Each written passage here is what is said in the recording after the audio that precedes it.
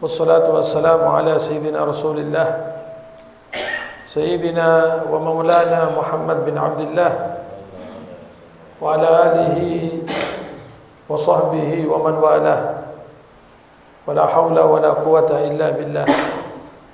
Rabbi shrah li sadri wa yassir li amri wa ahlul 'uqdatam min lisani yafqahu qawli, amma ba'd.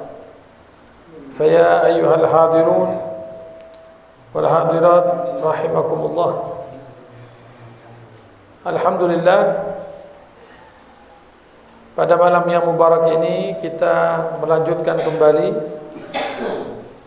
kajian kitab Sulamut Taufiq yang dikarang oleh Al-Imam Al-Habib Abdullah bin Husain bin Tahir radhiyallahu anhu. Mudah-mudahan Allah Subhanahu wa taala memberikan istiqamah kepada kita semuanya. Amin. Apa yang kita pelajari, apa yang kita dapatkan, insyaallah menjadi ilmu yang bermanfaat, ilmu yang barokah. Amin ya rabbal alamin. Kita melanjutkan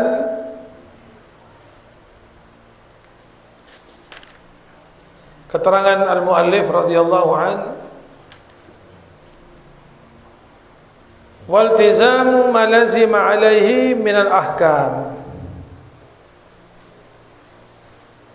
famimma yajibu ilmuhu wa i'tiqaduhu mutlaqan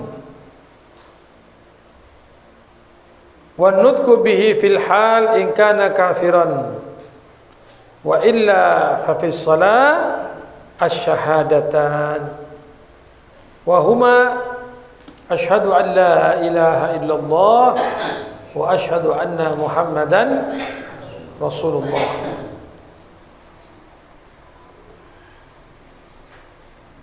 Kemarin kita menerangkan bahwa di antara ini maju aja tidak apa-apa. Maksud saya biar kalau yang datang baru itu sudah ada tempat yang kosong. Terus ini tidak apa-apa. Tore kantung. Sini Romli, sini. Maafis ya, tidak apa-apa. Terus. Ya, nah, nggih.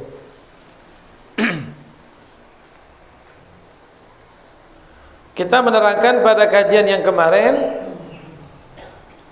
bahwa setiap orang mukallaf itu wajib untuk menjaga Islamnya, menjaga kemantapan agama Islamnya ala dawam, seterusnya sepanjang masa. Jangan sampai Islam kita dijual, jangan sampai iman kita dijual, jangan ditukar dengan apapun. Karena sesungguhnya hadirin, iman dan Islam ini adalah nikmat yang paling besar. Nggih, nikmat yang paling besar. Walaupun sebagaimana Rasulullah SAW pernah menjelaskan, pernah menerangkan bahwa di akhir zaman ini orang nanti memegang agamanya, memegang Islamnya itu seperti memegang bara api. Yang tidak kuat maka akan dilepas. Kalau sampean kuat, ya sabar, panas. Bisa-bisa tangannya kobong karena megang bara api. Tapi kalau kita lepas, ya lepas Islamnya. Lepas Islamnya. Kalau kita pegang betul, panas. Tapi selamat. Ya. Milih yang mana kira-kira ini? Milih yang mana kira-kira? Hah? Tidak apa-apa, panas sebentar lagi. Pegang. Tuh nanti kobong ditunjuk gak apa-apa daripada kobong di akhirat. Ya kayak sekarang ini loh. Orang yang lurus, yang kenceng menjalankan syariat dibuli. dicaci maki. Nang dia sarungan, nang masjid, nang masjid toai, gitu kadang-kadang. Jumatan kita sholat Jumat karena kewajiban itu. Ada yang ngomong, wala apa Jumatan terus. Sekali-kali praying ngono lho, liburan. Subhanallah. Biar orang mengatakan apa? Biar orang membuli kita, biar orang mencaci kita. Yang penting kita tetap ibadah kepada Allah. Paham nggih? Panas memang, megang bara api itu panas hadirin. Ustadz, ulama, kiai yang lurus, yang kenceng, istiqomah dianggap radikal, sesuai dianggap teroris. Segitu sudah zaman sekarang ya gini nih. Ya. Tapi pertahankan itu, pertahankan sudah.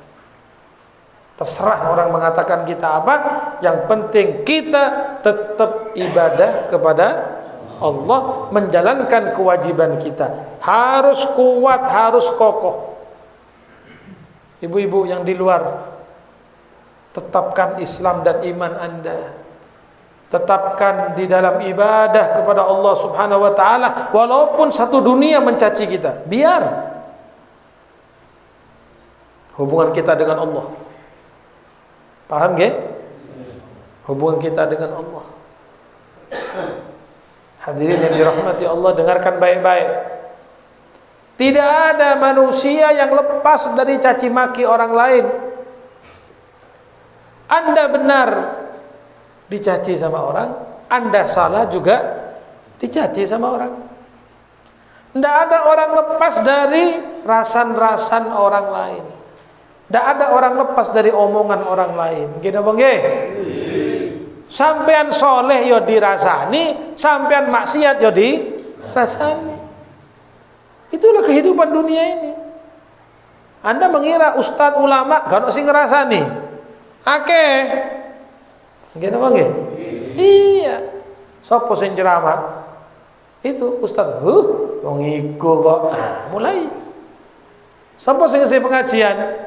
Habib Muksin. Aduh, apa boleh Habib kan? Itulah dunia. Betul? Sampean yang hadir semua di sini tidak lepas dari itu semua. Pasti ada orang yang ngerasani sampean, pasti ada orang yang mencaci sampean, pasti. Sampean api yo dirasani, elek yo podo-podo dirasani, yo lebih baik jadi orang baik gitu loh. Bagaimana? Betul? Soleh dirasani, apik dirasani, elek yo dirasani, nang masjid dirasani, gak nang masjid dirasani. Wah, nang masjid tok ono karepe iki jane. Dungaren ngaji, ngono iki. Dungaren ngaji. Wong biasane jagongan Dek mana? Dek pasar sayur ngono ya. Kok murung ngaji. Loh, kita ini mau ngaji dirasani. Gak ngaji. Yo dirasanin. Tak tahu ngaji kakek ndek majan. Lha yo apa nak repot iki? Hah? Makanya jadilah Anda orang yang baik. Jadilah Anda orang yang soleh. Pasti ada yang tidak suka, pasti ada yang ngerasani itu biasa. Ya, paham nggih? Iya. Masya Allah. Manusia yang paling mulia Nabi kita Muhammad SAW. Nabi yang paling mulia Nabi Muhammad SAW. Terus yang tidak lepas dari rasan-rasannya orang, tidak lepas dari caci maki, tidak lepas dari bulian orang. Difitnah Rasulullah itu begini, Muhammad begini. Apa itu Muhammad itu? Muhammad itu menyebarkan aliran sesat itu. Tuhan itu banyak, Tuhan itu macam-macam, kata orang Mekah, orang kafir Quraisy. Ngapain kita diajak menyembah satu Tuhan? Enggak, Tuhan itu banyak. Loh, Nabi itu dicaci maki hadirin. Nabi itu difitnah macam-macam. Tapi apakah Rasulullah berhenti dakwahnya? Boten, terus lanjut. Apa Nabi berhenti ibadahnya? Tidak. Biar orang mencaci maki, biar orang menghina, biar orang menjelek-jelekkan kita. Yang penting urusan kita dengan Allah. Paham ya? Sampian ibadah, kita tidak niat menyalahi orang, kita tidak niat cari masalah dengan orang, tidak. Sampian ke masjid ibadah kepada Allah, sampian puasa ibadah dengan Allah, sampian hadir pengajian ibadah kepada Allah, selesai. Orang mau memuji, orang mau mencaci, jangan diurus. Paham Pak ya? Lah insyaallah lek panjenengan saged koyo ngeten niki, insyaallah bisa istiqomah kita. Ya. Tidak ada tendensi apapun, tidak ada tujuan apapun, tujuannya hanya satu, mencari ridhonya Allah. Saged istiqomah. Tapi kalau ada tendensi yang lain, ada ingin ini, supaya ini, untuk ini, habis. Putus tengah jalan. Pasti. Putus tengah jalan. Karena tidak lillahi ta'ala. Saya ngajar karena ada ini, misalnya ini. Berarti kalau tidak ada ini, saya tidak ngajar. Sampai hadir pengajian karena ini. Berarti kalau ada, tidak hadir sampean. Itu kalau kita niatnya bukan lillahi ta'ala. Tapi kalau kita karena Allah, mau ada ini, mau ada ini, mau saya disanjung, saya tidak disanjung, tetap kita hadir, tetap kita pengajian. Karena niatnya apa? Lillahi ta'ala. Mau nanti habis pengajian dijamu, makan atau tidak makan, tetap hadir pengajian. Gimana Bang? Ya, tapi lek disiapno yo. Cek nemene ngono ya. Allahumma sholli ala Muhammad. Seandainya tidak disiapkan, misalnya, Bib ngapunten Bib, niki jamaah tidak siap, tetap ngajar. Nggih. Iya, tetap ngajar. Mau saya kesini bukan mau makan kok. Betul apa enggak? Boleh sampean nggak ngerti ya gue ya. Kalau saya bukan mau makan ke sini, saya bisa beli. Kalau lapar saya beli di mana bisa. Ya, saya orangnya tidak ruwet hadirin. Mangan opo ayo. Beb, Habib seneng apa? Semua seneng. Pokok bukan racun saya makan sudah. Dah ayo. Ini teman-teman tahu nih yang biasa ngundang saya mau apa? Lele tak makan ayo. Loh, saya itu. Tempe, nyaman tempe lagi. Apapun kita makan. Yang penting bukan apa? Racun ngono ae wis. Oke. Ya tapi jangan nasi putih tok. Nasi putih tok. Ya kan harus ada apa? Ada apa? Masak nasi putih tok Pak Seniman kan tak nyaman lagi. Ya ada lauknya opo? Mbok sate ta, mbok gulai. Ya Allah. Bukan guyon nggih. Kok sampean temenan ndak. Apapun saya makan. Lah karena niat kita bukan mau cari makan di sini. Kita mau ngaji. Kita mau ngaji, baca kitab nih loh, ngaji Sulamut Taufik. Nggih napa nggih, Pak? Nggih. Ya alhamdulillah, tapi alhamdulillah kita buktinya apa? Saking semangatnya para jamaah, ya tiap kita ngaji ada saja yang ngasih suguhan, nggih. Ini yang hadir ini apa biasanya? Gorengan ada? Hah? Apa? Lengkap kan? Lah ya ada gorengan, terus kopi wonten. Kopi, teh, enten nggih. Pisang goreng ada juga? Sampai dodolan lagi. Loh, itu kan bentuk menghormati, nggih Pak nggih. Padahal kita tujuannya bukan cari makan di sini. Saya yakin misalnya Jumat depan tidak ada apa-apa sama sekali, tetap hadir ini, tetap hadir. Loh, karena niat kita mau ngaji kok. Makanya saya ngajar di satu tempat. Saya tahu ini pasti ribut masalah apa? Panganan ini. Saya paham. Saya panggil tuan rumahnya, Fulan. Kita ini di sini mau ngaji. Sampai ojo ruwet masalah makan. Engkau gak enak, Habib gak dijamu ya apa? Engkau Habib gak dihormat, gak peduli. Saya gak perlu makan, titik. Akhir ruwet hadirin. Maaf, bisa buyar pengajian hanya gara-gara makanan.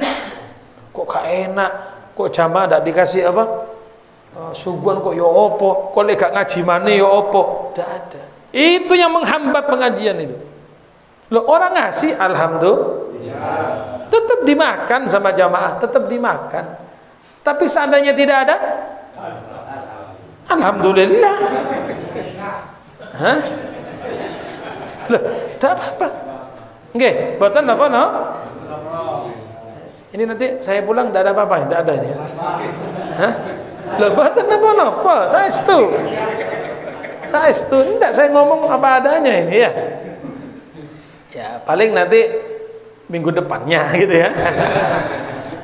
Mbok prei mboyo apa iki ya. Boten monggo sedaya ingkang rawuh niatkan lillahi karena Allah, lillahi ta'ala. Insyaallah istiqomah sampean. Iya, karena niatnya untuk Allah. Niatnya untuk Allah. Wajib kepada orang mukallaf untuk dia menjaga Islamnya, menjaga akidahnya, menjaga imannya ala dawam, seterusnya selama-lamanya. Fi jamil awqat, semua waktunya dijaga Islamnya itu. Cek porop kala bentunnya, cek porop kala ben kedudukan, kala ben jabatan hadirin. Hanya ingin dapat ini lalu dia menjual agamanya. Naudzubillah min dzalik. Hanya karena ingin mendapat jabatan ini jual iman. Naudzubillahi min, jangan sampai. Ibu-ibu, Bu, jangan ngomong sendiri ya. Dulu di zaman sahabat, di zaman Nabi, ada sahabat satu keluarga ini. Suaminya namanya Yasir, istrinya namanya Sumayyah, anak lakinya namanya Ammar bin Yasir. Sak keluarga ini. Ammar, bapaknya namanya Yasir, ibunya namanya Sumayyah. Di awal Islam, ketika mereka ini masuk Islam, ya, menyatakan Islam, masuk Islam, beriman kepada Nabi Muhammad, maka mereka disiksa oleh orang-orang Quraisy.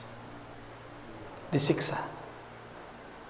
Kenapa disiksa? Supaya mereka melepaskan Islamnya, melepaskan imannya. Apa siksaannya? Yang ayah, yang namanya Yasir, itu disiksa dengan cara diberdirikan, lalu tangan yang kanan diikat, tangan yang kiri diikat, yang kanan ditarik kuda ke sebelah kanan, yang kiri ditarik kuda sebelah kiri. Jadi dengan bersamaan badannya putus, tangannya putus, tangannya putus. Disiksa. Supaya apa? Supaya keluar dari Islam, supaya murtad. Tapi tetap Yasir tadi bertahan sampai dia mati syahid dalam keadaan seperti itu hadirin. Putus tangannya, putus, tetap mempertahankan. Istrinya yang namanya Sumayyah ketinapa, sebohorana, dalam sejarah disebutkan. Itu oleh orang-orang kafir, ibu-ibu ini ngaki. Si perempuan tadi menjaga Islamnya, menjaga imannya, disuruh murtad tidak mau, akhirnya sama orang kafir, ngapunten nggih, ditusuk kemaluan depannya sampai tembus belakangnya hadirin. Ngapunten nggih, ditusuk bagian depannya sampai tembus ke belakangnya, mati syahid. Supaya murtad, tapi dia tetap mempertahankan Islamnya. Masya Allah. Jadi orang dulu itu luar biasa. Banyak siksaan mereka, banyak ujian mereka, tapi mereka tidak menjual Islamnya, tidak menjual imannya dengan apapun juga. La ilaha illallah. Yang sudah sering kita sampaikan, sahabat Bilal bin Rabah, ketika ketahuan dia Islam, disiksa sama tuannya. Bilal itu kan budak, tuannya dengar Bilal masuk Islam, disiksa hadirin.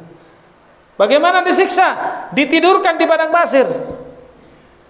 Oning padang pasir sampean, tak oning. Padang pasir itu kalau panas seperti minyak. Makanya ingat ada kerupuk pasir ya, ada kan? Jadi wajan diisi pasir. Panasnya kayak gitu itu. Jadi kalau goreng kerupuk, kerupuknya bisa mekar. Sampai bayang no, pasir yang panas tang-tang seperti itu, lalu sahabat Bilal ditidurkan, blek. Bukan itu saja, diambil batu, ditaruh di dadanya ini. Ya apa kira-kira? Anda bayangkan panasnya seperti apa? Ya kayak digoreng, ya apa sampai ini?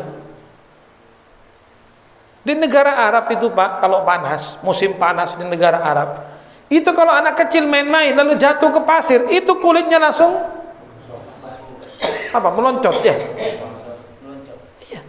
Saking panasnya itu.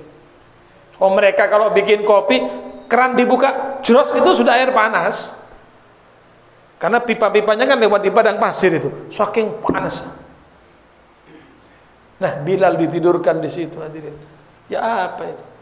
Ditindih batu yang besar dadanya. Disuruh murtad, ayo Bilal, murtad kamu. Keluar kamu dari agama Muhammad. Beliau tetap mengatakan ahad. Ahad, itu aja. Allah satu. Allah satu. Cambuk, cetar, ahad, ahad. Cambuk lagi, cetar, ahad, terus hadirin. Ya, mempertahankan Islamnya. Sampai datang sahabat Abu Bakar As-Siddiq membeli ini Bilal. Dibeli oleh Sayyidina Abu Bakar dan dibebaskan. Dibebaskan dari perbudakan. Yang di kemudian hari Bilal ini menjadi muadzinnya Kanjeng Nabi, tukang adzannya Rasulullah.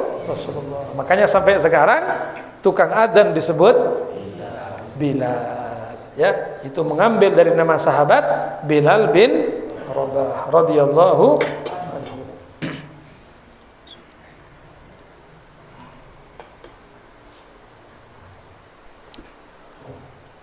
Sekarang kadang mau pilihan ini loh, mau pilihan berani menjual Islamnya.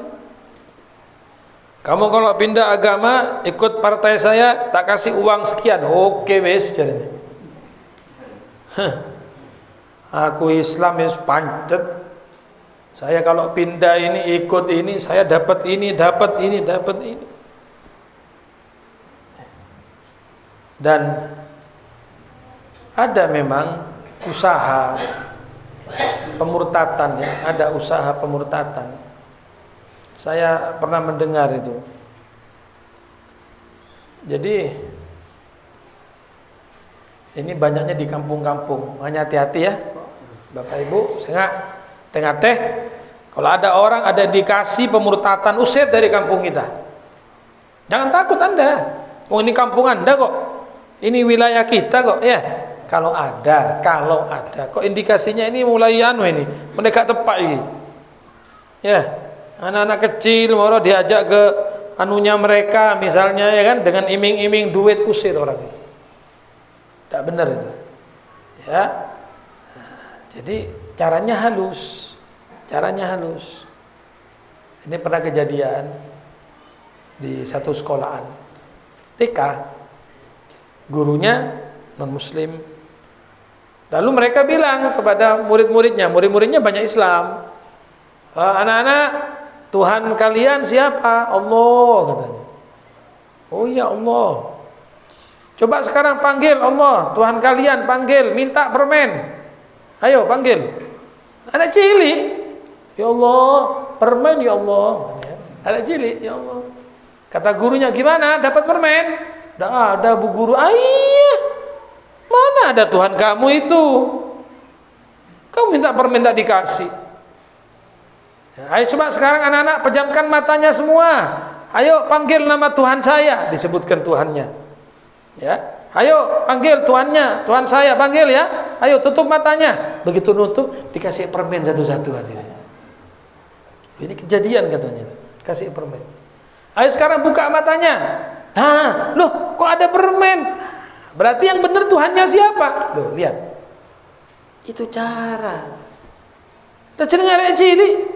Oh, iya ya. Tadi kita manggil Allah nggak dapat. Sekarang manggil ini dah dapat. Loh, lihat. Itu cara mereka itu. Termasuk cara, termasuk usaha pemurtadan. Saya nggak jangan dijual Islam iman kita dengan apapun, hadirin. Orang yang imannya tidak kuat, goyah, ditukar Indomie apa? Sadus wis manut, nggih, ngono tok. Nggih. Ayo melok nang tempat ibadah saya, ayo wis. Dadi lek Jumat nang masjid, lek Minggu. Iya. Itu usaha. Hati-hati. Ya Allah, mudah-mudahan dijaga Islam kita ya. Insyaallah dijaga iman kita. Amin.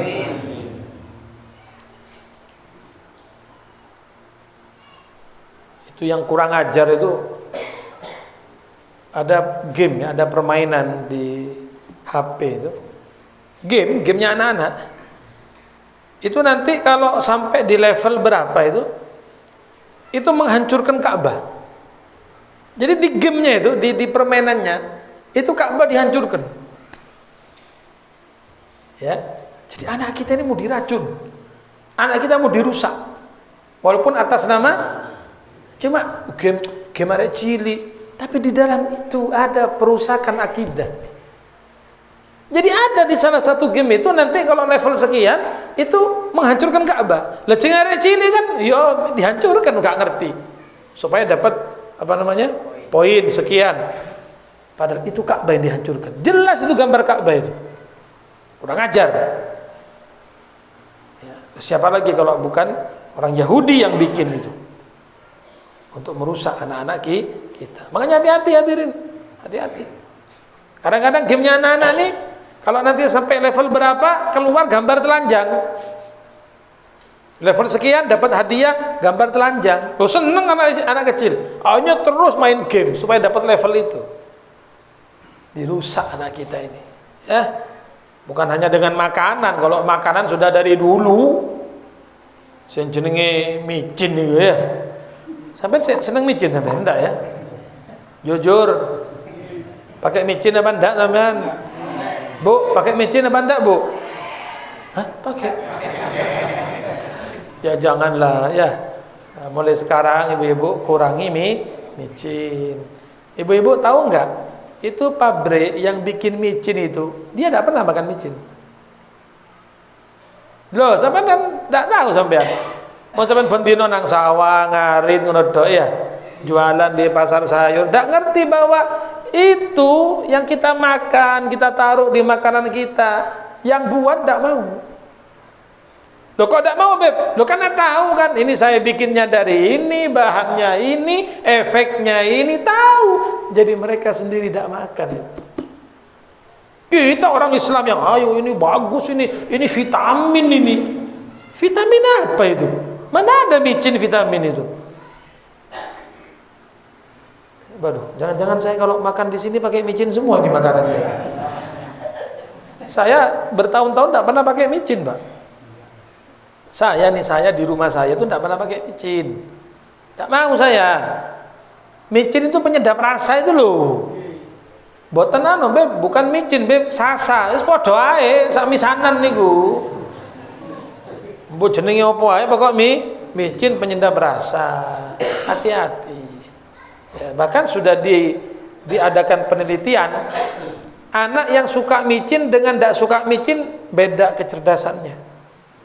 Anak yang biasa makan micin, apalagi snack itu, snack yang dijual itu kan micinnya akeh itu, banyak penyedap rasanya itu, otaknya tumpul, tidak cerdas. Lihat anak-anak zaman dulu cerdas, kenapa? Tidak makan micin. Ya, hati-hati Pak, Bu, terutama ibu-ibu yang masak soalnya ya. Diusahakan tidak usah pakai micin. Bu, dengar Bu? Bu? Oh nggih. Sampe kok gak trimo ngene modele. Waduh. Ya apa Beb, saya dodolan jane ya. Saya jualan ini. Ya saya hanya menghimbau saja. Lek saged usahakan makan ndak usah pakai penyedap rasa, ndak usah pakai micin, nggih. Lo apa gantinya? Oh, banyak, Anda tahu pasti, ibu-ibu paham. Oh, supaya sedap tambah iki kan gitu. Paham pasti ibu-ibu ini. Untuk menggantikan micin kan pasti ada ya kan? Oh, bikin kuah supaya sedap ya tambahi apa nopo brambang atau tambahi opo gitu. Ojo micin toh. Kayak sambel micin. Goreng tempe micin. Waduh. Jadi badan kita ini penuh dengan micin. Ya, mulai sekarang kalau bisa itu dihindari ya. Bu. Insyaallah. Wis kadung tuku akeh ya. Wis kadung tuku akeh micin ya apa ini? Dan lidah saya ini terasa kalau ada micin atau enggak itu saya terasa karena sudah memang biasa enggak pakai micin. Jadi kalau saya makan kuah misalnya, ono micin ini tahu saya. Ya tapi tetap tak makan lah ya apa? Lah masa misalnya sampai nyugui, monggo Beb, masa enggak saya makan? Padahal saya tahu ini pakai micin ini. Ya. Tapi saya enggak mau banyak. Ya, karena takut, khawatir ada apa gitu ya. Kalau kita keseringan makan micin ya siku. Makanya ada istilah sekarang generasi micin. Nah, itu. Generasi micin. Anak-anak sekarang masuk pinter-pinter ah. Nah, ada pinternya main HP tok anak sekarang itu. Anak sekarang pinternya main HP tok. Surah hafalan Quran tumpul, hafalan hadis tumpul otaknya. Kenapa? Kakean micin. Generasi micin. Kuat. Ya, ibu-ibu kalau pengen anaknya cerdas, jangan dikasih micin, enggak usah. Istrinya bilang nih, bapak-bapak, Dek mulai sekarang enggak boleh pakai micin ya. Mana itu Sasa atau Royco atau apa namanya itu sak misalan kabeh ku, sak dulur iku ambil, enggak usah.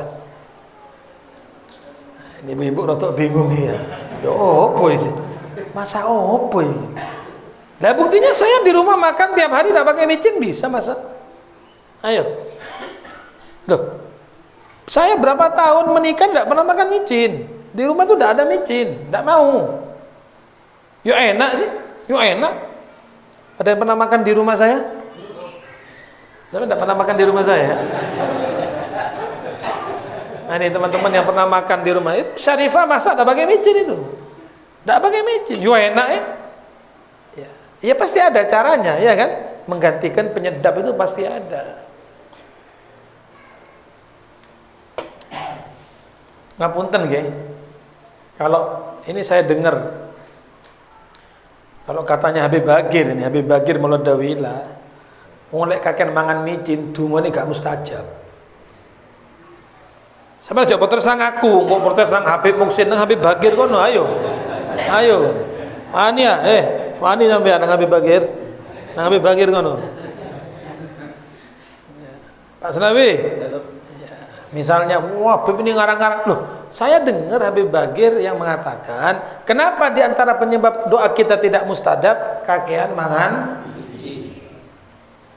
Maksudnya apa Habib? Sampai tanya sendiri sama Habib Bagir. Monggo, silakan. Saya hanya menukil saja. Artinya apa? Ada sesuatu gitu loh. Cocok dipangan, wes. Sudahlah, enggak usah dimakan itu. Bu ya. Wes gak niat wes iki wes. Rada bingung ibu-ibu iki ya. Ya opo Habib iki? Wes kadung tuku akeh micin iki ya. Ya napa? Napa? Ini saya habis ini makan malamnya di mana ini? Dalam sinten iki? Sinten? Pak Ulum pundi? Oh jenengan ya. Rupane micin pisan ini. Boten guyon. Tetap saya makan kok ya. Ya Allah. Tapi terasa jadi. Betul. Ya, ini pakai micin ini enggak itu saya terasa karena sudah biasa enggak pakai micin ya. Ini contoh misalnya, Beb, ya apa lek bakso? Masuk dadek micin. Loh, ada teman kita bikin bakso dah pakai micin. Ada. Pangsit mie dah pakai micin. Habib Bagir ngasih resep. Loh iya. Ada teman kita jualan pangsit mie dah pakai micin sama sekali. Bisa, enak. Gitu loh. Ya. Tuh. Meneng kabeh sampai tinggi apa sih? Ya ini. Rotok gak nyambung ya, kakean apa? Jadi diajak ngomong kayak gak nyambung gitu ya. Apa jangan-jangan yang suka tidur pengajian ini juga gara-gara nama?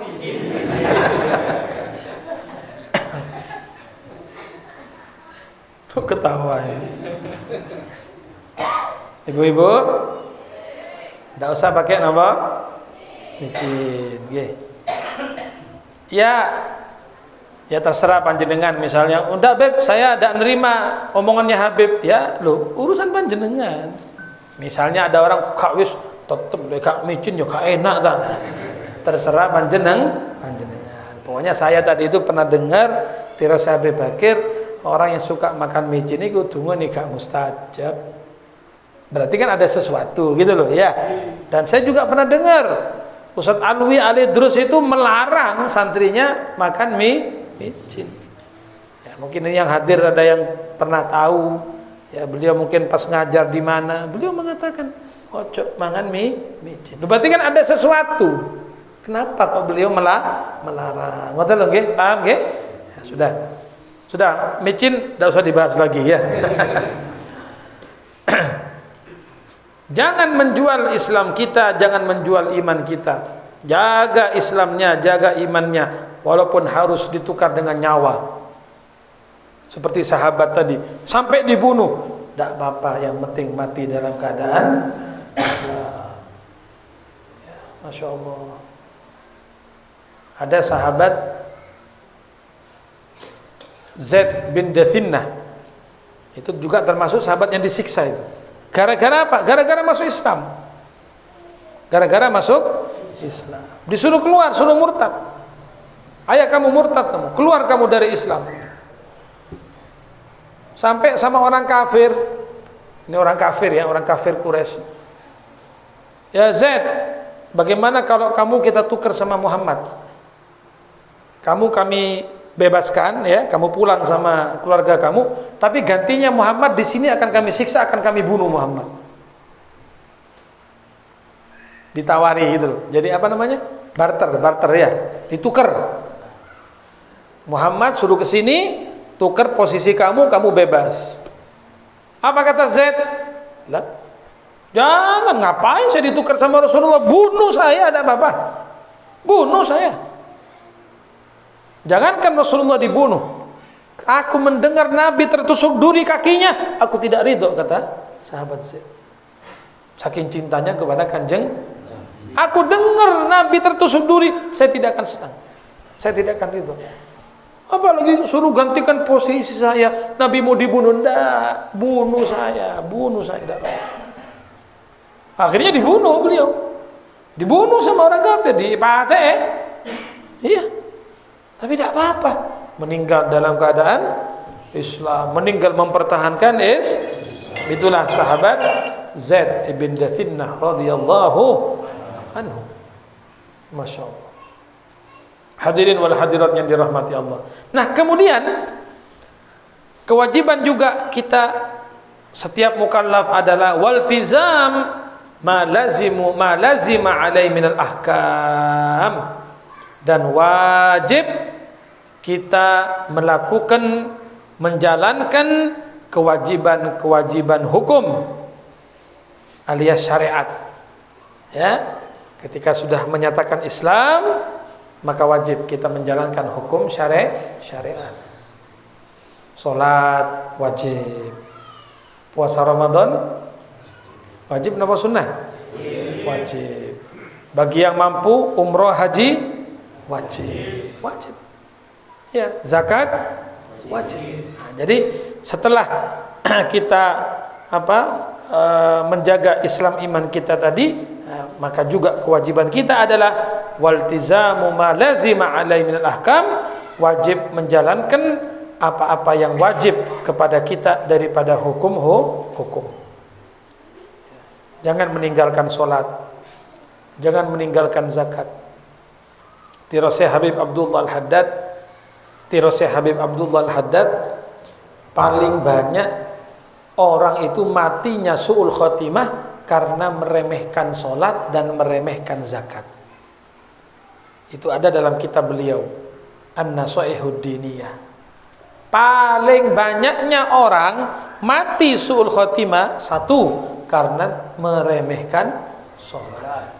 Kedua, karena tidak mengeluarkan zakat.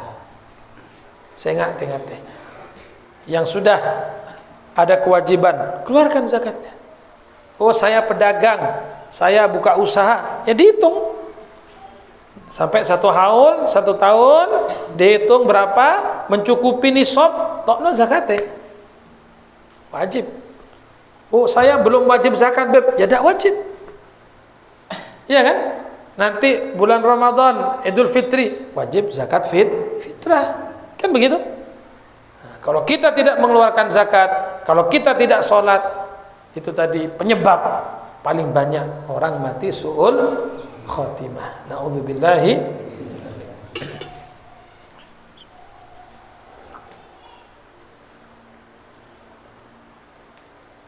Berarti kalau ada orang tua membiarkan anaknya tidak sholat, maka orang tua itu berarti rela anaknya mati su'ul khotimah. Orang tua macam apa itu? Orang tua macam apa yang rela anaknya masuk neraka? Orang tua macam apa yang rela anaknya jadi bahan bakarnya neraka jahanam? Orang tua model apa itu? Maka kita suruh anak kita sholat hati. Cekei cong, ceke cong, bajang cong, le, tangi le, sholat le. Sudah lapak tangi. Kalau perlu semen bawa apa itu? Rotan. Ya. Kayak di pondok-pondok kan gitu ya. Dipukul ke pintunya, dok, ayo, sholat. Ya. Tidak bangun, dek boleh. Sholat. Tak jaga ngalak semprotannya PT itu, jelas. Bangun, sholat. Kewajiban. Ya. Dulu saya itu masih kecil, saya kan pernah kecil dulu ya. Masuk langsung gede. Pernah kecil saya dulu. Ya, di Madura itu kalau abah saya banguni subuh ya, abah datang ke kamar saya. Ayo, Musin, Hamid, jaga, ayo.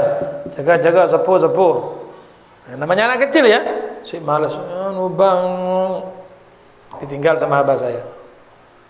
Balik lagi, ayo jaga, sepuh, ayolah kalau berempar ya. Ya, abah saya ke musola sholat. Habis sholat saya belum bangun tuh, diambil pelan-pelan sama abah saya, langsung dilempar ke jeding. Hadirin. Jedingnya besar.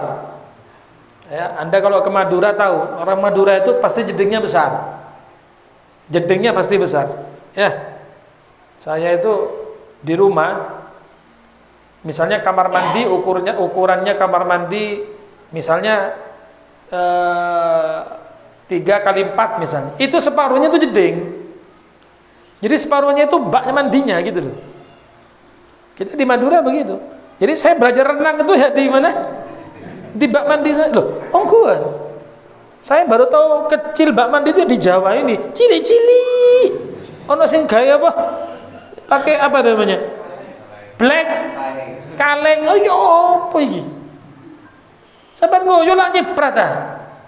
Mutan najis sampai niki. Digawe nyewa ya tambah nemen. Iya kan? Ayo sampai ke WC umum. Ono apa? Ember cilik. Ember kene, boceng, bau nataan. Mana sampai kencing nyebok dengan air itu ya apa sampai ini? Bikin yang besar.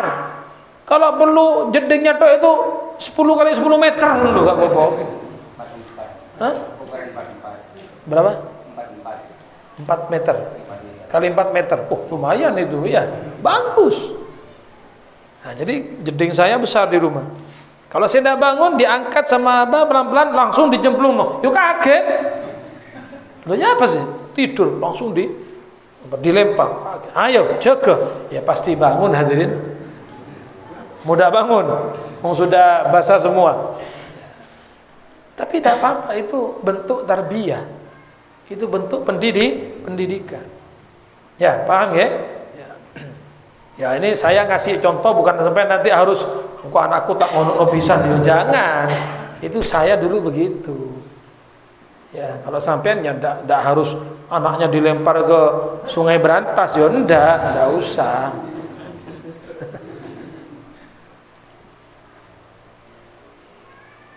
Memang abah saya itu agak keras orangnya. Ya, abah saya itu agak keras memang. Saya itu pernah, masya Allah ya. Saya itu pernah telat sholat, telat ngaji atau telat sholat gitu. Itu sama abah saya ditaruh di kerekan ayam. Tahu kerekan ayam? Apa bahasa Jawanya? Kereken apa? Kan abah saya itu punya ayam bekisar tuh. Jadi kalau di atas. Kereken aja. Apa bahasa Jawanya ada? Pering loh, pering yang panggungan. Nggih, pering panjang loh. Untuk ayam itu ya. Saya masih ingat tuh. Saya telat sholat apa telat ngaji waktu itu. Sore-sore saya dipanggil sama adik saya. Ya memang salah ya. Akhirnya saya tuh diikat di bambu tadi itu. Saya sama adik saya diikat. Diginikan ini. Terus ditulisi di sininya sama abah saya, ini hukuman anak yang tidak nurut sama orang tua. Jadi orang-orang ke musola lewat depan rumah, lihat saya, apa jangan. Malu kan kita nih. Nanti pulang dari musola, apa terus begitu. Jadi maksudnya supaya jerah gitu ya. Ya zaman dulu itu orang tua begitu kepada anak ya takut. Kalau sekarang orang tuanya ditantang. Ayo sampean kayak gitu. Wah, dilaporkan polisi sampean. KDRT jadi ya, kekerasan dalam rumah tangga. Iya. Kemarin saya dapat berita ada guru SD apa namanya ini? Jewer muridnya lapor polisi, divisum, gurunya ditangkap. Padahal kita dulu Pak waktu sekolah bukan cuma eko pelas, macam-macam, tobi mare, pokol mare, tapi tidak ada itu sampai lapor tidak ada. Nggih apa nggih? Apalagi guru ngaji, wah penebel, menjelin, oh iya. Makanya murid-murid zaman dulu tidak kayak murid zaman sekarang. Murid zaman dulu barokah. Insya Allah murid zaman dulu bisa ngaji Quran semua. Walaupun nakal kita ini pasti bisa ngaji Quran. Barokahnya guru. Ya barokahnya pecot gelak rumah. Barokahnya pada lagi. Iya. Sekarang tidak bisa begitu. Ayo saya ngajar, saya mukul santri, langsung dilaporkan. Langsung dilaporkan kalau sekarang ini. Masya Allah. Jangankan guru, orang tua dilaporkan. Orang tua dilaporkan sama anaknya. Ada kan yang begitu? Ada. Ibunya dilaporkan sama anaknya karena ibunya dianggap mengambil hartanya anaknya katanya. Allahu Akbar. Ibunya mengambil handphone anaknya dilaporkan ke polisi. Ibu saya maling, ngambil HP saya kan. Padahal ibunya itu menjual HP karena dia tidak punya uang. Dia mau makan tidak bisa. Betul dia mengambil, dia ngaku saya ngambil HP anak saya jual karena saya butuh makan. Berarti yang tidak entos itu anaknya. Kok bisa ibunya tidak makan? Paham sampean? Kok sampai begitu? Cek teken. Gara-gara ibunya mencuri handphonenya dilaporkan ke pihak yang berwajib. Padahal dia mencuri ingin menjual supaya bisa makan. Si ibu tadi itu. Kan kurang ajar anaknya berarti. Tidak perhatian kepada orang tuanya. Mau jadi anak model apa seperti itu hadirin? Saya ingat. Ingat, kita jadi apapun tetap di depan orang tua kita adalah anak. Sampai jadi ustaz, jadi ulama besar, depan orang tua lepaskan jubah kita, lepaskan imamah kita. Kita adalah anak, ini adalah orang tua saya. Sampai jadi pejabat, di depan orang tua, lepaskan jabatan Anda. Saya adalah anak, ini orang tua saya. Walaupun kita jadi presiden depan orang tua, buka itu jabatan presidennya. Kita adalah anak di depan orang tua. Begitu. Cuk, orang acur. Saya yang sangat apa ya? Ya seakan lah. Masa ada anak bilang gini, Beb, bapak saya sekarang tidak kerja, Beb, akhirnya kerja sama saya sekarang. Jadi si anak ini punya usaha. Si anak punya usaha percetakan misalnya. Bapaknya tidak kerja. Lalu si anak itu bilang, ya akhirnya bapak kerja sama saya, Beb. Ya apa? Bapak kerja sama saya. Berarti bapakmu tuh disuruh kerja sama kamu. Bapak kamu jadi jongos kamu dah. Engkau ngenterno. La ilaha illallah. Mestinya bagaimana? Kalau sampean yang kerja, bapak sudah tua nggak kerja, Anda wajib menafkahi bapak Anda. Wajib. Bukan kita memperkerjakan. Karena bapak ada kerja, ayo pak kerja sama saya, sama bagian ini, sama bagian ater-ater. Loh kok bapaknya suruh kerja sama dia? Ini anak cap apa ini? Jangan-jangan bukan keluar dari ibu, keluar dari batu mungkin anak itu. Kurang ajar kan begitu? Kurang ajar apa enggak? Bapak kerja sama saya, Beb. Bapak kerja sama saya. Kan berarti bapaknya tuh seperti jadi jongosnya. Wajib menafkahi kita itu. Dulu ketika Anda masih kecil, masih bayi, bapak kita kerja kemana-mana, jadi supir mare, jadi kernet mare, jadi ini semua dilakoni untuk anaknya. Demi anaknya bisa sekolah, anaknya bisa kerja. Sekarang anaknya sukses, kok bapaknya suruh kerja sama anaknya itu gimana? Hati-hati sampai. Tak barokah odin, tak barokah dunyana. Bapak sudah tua duduk di rumah. Umi sudah tua duduk di rumah. Biar aku yang kerja, Mi. Biar aku, Mi. Abi, bapak, ibu, aku yang kerja. Ibu duduk di rumah, bapak duduk di rumah. Mestinya begitu. Paham Ki sampean Ki? Ini bapaknya sudah tua, sepuh, ya seorang laku. Suruh ngater iki. Kadang-kadang ngomong butuh. Ngomong anaknya mau rekreasi ke Bali. Pak, ya Jong, engkau antara ke Bali mau rekreasi, nitip kacong telok jan. Enak loh. Dia kepingin enak-enak, santai-santai di Bali dengan istrinya, anaknya dititipkan ke mbaknya istilahnya ya kan? Dititipkan ke mbaknya. Itu anak durhaka itu. Sampai punya anak 3, bawa anak 3 itu. Cena dititip nang mbak itu tak no. Hah? Akhirnya mbak gak turu hadirin. Tangi terus. Monok singket arek cilik. Iya kan? Berapa lama rekreasi? 2 minggu. Ada mulai mate mana? Mate. Ngurus kompoi. Ya, nih teman-teman yang punya anak nih, jangan taruh ke orang tuanya.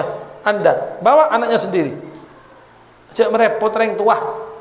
Kita kecil sudah merepotkan, sekarang kita punya anak malah merepotkan orang tua. Ya walaupun cek nyaman mbak tadi, namanya mbak pasti sayang sama putu ah. Oh iya wis le, gak apa-apa wis. Dek kene wis telu gak apa-apa ambek mbak. Tapi di hatinya mbak itu sakjane ngomel. Saya nggak ngomong nang sampean, ngomel itu. Anak kurang ajar aja. Saya nggak ngomong. Jenenge putu.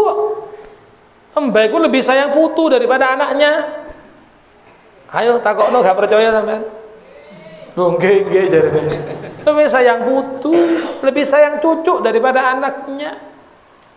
Tapi kita harus sadar, saya anak jangan menyusahkan orang tua. Paham nggih?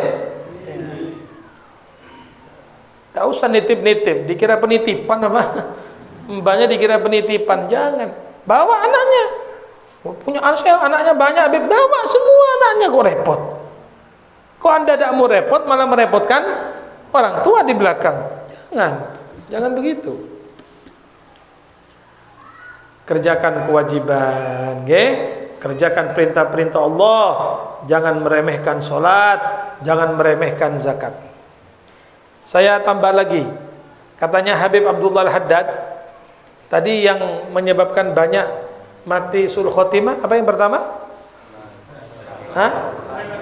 Meremehkan sholat. Yang kedua?